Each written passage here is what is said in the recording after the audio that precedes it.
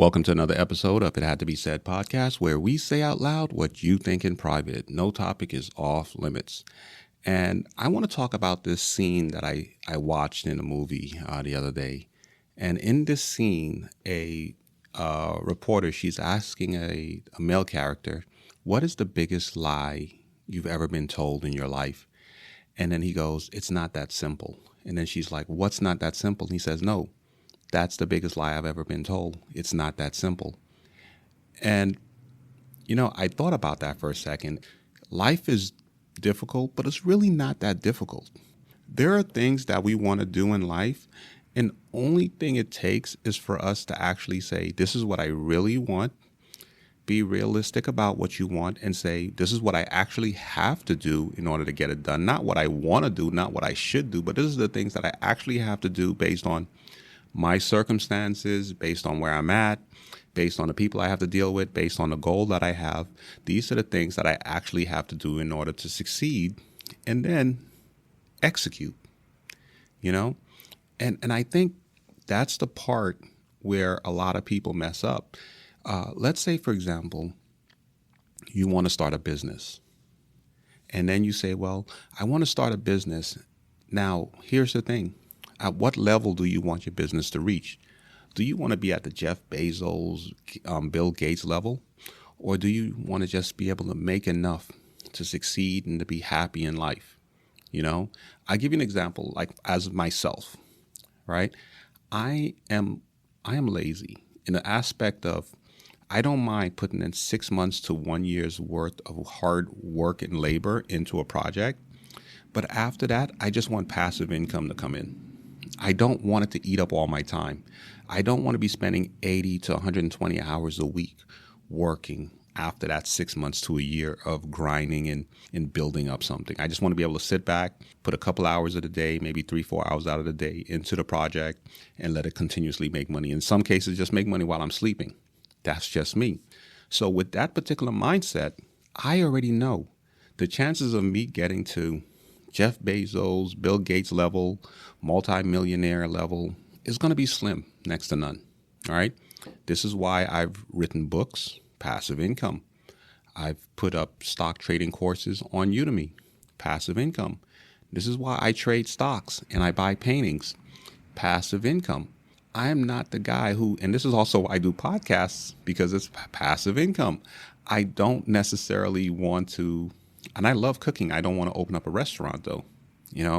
I don't want to do certain things because it's going to take up too much of my time. And that's just me. And I'm being realistic about it. And I'm accepting myself for who I am and my own shortcomings. Right now, I want to correct that. It may not be a shortcoming for me. It just may be my personal characteristics. And I have to accept that.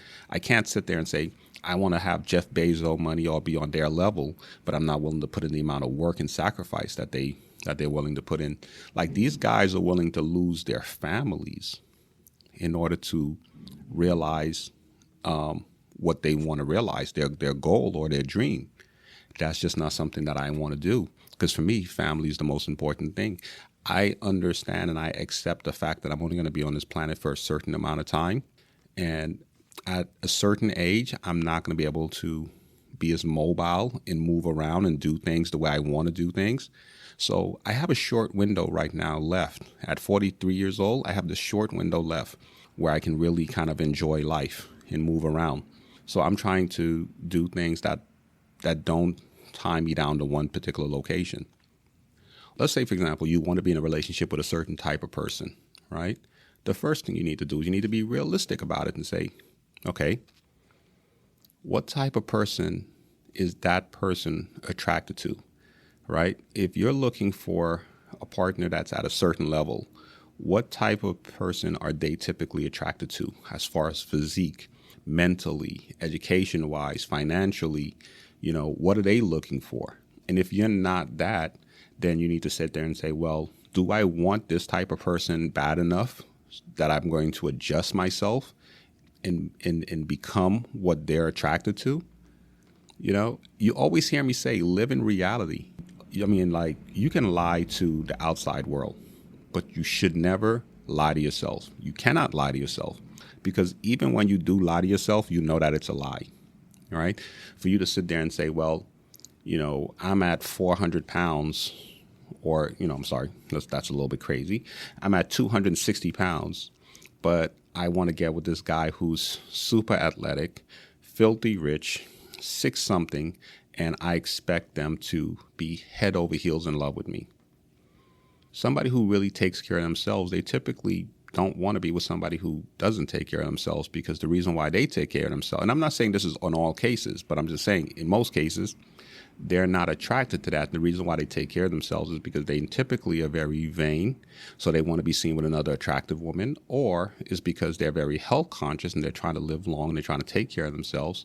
So they want to be with somebody who's going to be there and living long with them and looking good with them as well, right? Not somebody who's going to probably, have high blood cholesterol, high sugar, and all this other stuff, diabetes, and, pass away on them. So that's the thing. And it's kind of like when a guy, because I always have to go back and forth because I'm a guy, and whenever I say stuff, I always say it from the guy's perspective, what we like. But let's look at it like this. From a guy, if you're a guy and you're trying to get with a woman who is like, drop dead gorgeous, got a good job, got all this other stuff going on, or just drop dead gorgeous, chances of her getting with you, if you're just working a mediocre job and not doing anything with your life or not having any prospects, is going to be slim to none, because in most cases it's going to take a lot of money for upkeep, and a woman typically wants to be proud of a man, to say, oh, my man is this, my man is that. He's got this job, he's got that title, because those are the things that may turn her on. And I'm not saying that's in all cases, but you have to live in reality.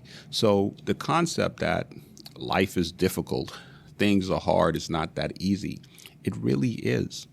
It really is very simple to live a good life. I saw this really interesting video by a gentleman that owns a cafe shop, and he's at his cafe shop now for about 3 years. And he goes, well, I can't afford these high-end machines and all this other stuff, so he went ahead and he bought like a couple, cheap machines for like $700, $800 machines to make coffee. And he's like, well, I'm working with what I have for right now, and then eventually I'll be able to build up to where I need to, and I can get the more expensive, crazier machines, But he does that. He doesn't have these big, like a big kitchen. He uses tabletop toaster ovens to make his breads and his bagels. And it works for him for right now. He worked within, the realm of what he had. So this is why I tell people, no matter what you want to do in life, you could just sit there and say, okay, this is what I want, and this is what I have right now. What can I do with what I have? All right. And then you go from there. All right. Because sometimes I talk to people, and for those of you who don't know, I wrote this book called Better Thinking Habits, and I wrote this back in 2017. I've sold over 25,000 copies. I also have a course that's on Udemy, which teaches people how to trade stocks. And I work here in finance. We do business loans, personal loans, title loans to individuals. So I come across a lot of people that either want to start a business, or interested in starting a business, or have a business and they're just trying to make it grow, or they ran into roadblocks and they need some financial support. And one of the things that I come across a lot is, somebody who has this really good idea and they refuse to move on it because they're like, well, I need to have, $1 million, or I need to have like $300,000, $400,000 to get this thing started. No, you don't. I'm not going to say nobody, but very few people start off with that kind of money. In most cases, when people start up a business, they started off with, $5,000, $10,000, and then they build up from there. And the great thing about starting off a business small, and in my experience, is you get to learn every single aspect of the business, because then from there, as you grow, you've already kind of like worked out the kinks, because you may own a coffee shop and somebody else across the street may own a coffee shop, but your situations may be different. Your operations may be a little bit different, and this is why if you try to start off with, super huge with a $500,000 loan and open up a big store and everything else like that, where's the learning curve? All right. And that's going to be a very expensive learning curve, because I've seen people who spent, $200,000-$300,000 to open up a business, and within a year they've shut down. They've lost all that money. And the reason why that happens is because it was their first time going into a business that big. They may have had a small, thing that they were operating from home, or something or an industry that they worked in before, but them owning it, it's their first time. So they never got a chance to really learn the back end part of the business. And so when they take that big lump sum of money and they dump it into there, and now they're learning the back end, that learning curve, they don't have enough liquidity to make those mistakes. And so therefore, they make a lot of mistakes at the beginning, and then they end up losing the business.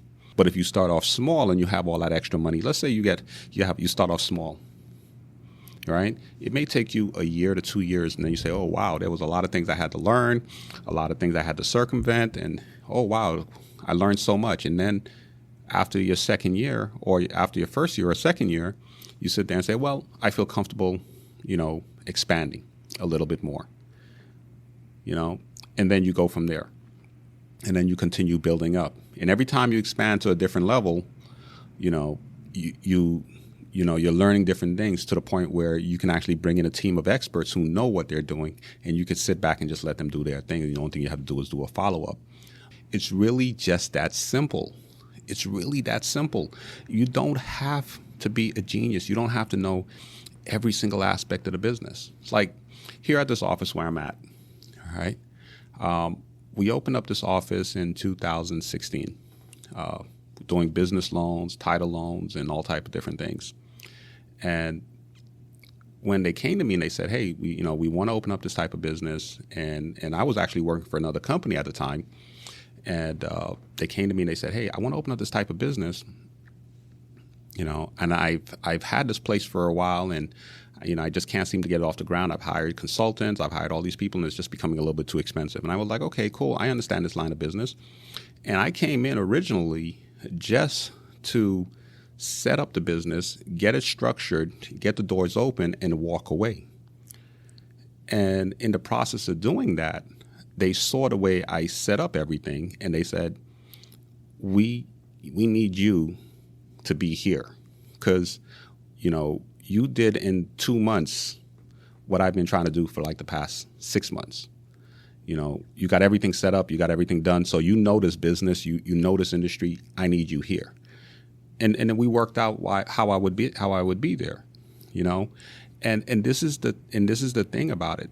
This was a guy who got involved in this business. He knew that the business could be profitable. He knew the business could be profitable.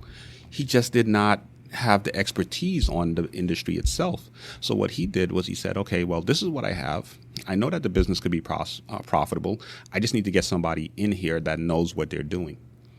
And if I can get somebody in here that knows what they're doing, whatever it takes to get them in, whether it's partnership, whatever the case may be, percentage, I'm just gonna get it in there, because at the end of the day, he's looking at he's looking at the bigger picture. He's looking at, okay, if I can get this off the ground, I know how big this can get. And I think that's the mindset that a lot of us have to get to. All right. And I'm going to be saving that for a part 2, which I'll probably be doing on Thursday. Today is Tuesday, because that's something I really want to talk about. There's a lot of us out here that have these really good ideas and really great ideas, and we're not thinking about it on the next level. And we're going to be touching on that, how a lot of startups, some of the most successful startups, right? The founders, they understood that they'll never own 100% of the business.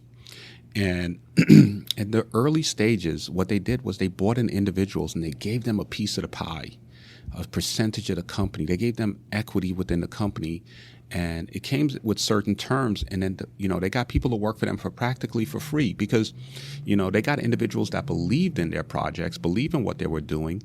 And these individuals worked for free, helped build up companies.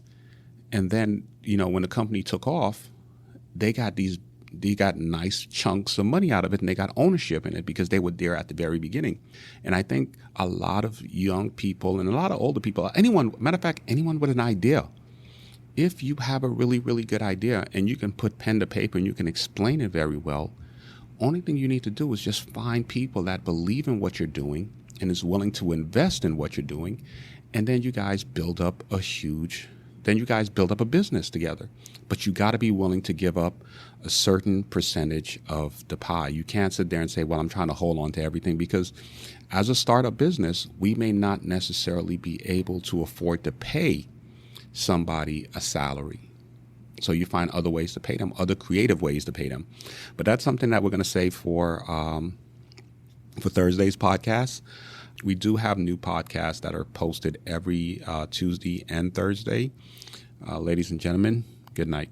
Hey there, it's Wayfair here, where delivery and setup are as easy as a few taps on your phone. You're relaxing in an old hammock, scrolling Wayfair's app, when you spot it, a brand new patio set. Next thing you know, Wayfair delivers it right to your patio and sets it up. Oh, you need a new grill too? All right, Wayfair's got you covered. With Wayfair's Room of Choice delivery and fast expert setup on qualifying orders, life gets a little easier. Visit wayfair.com or the Wayfair app. Wayfair, every style, every home.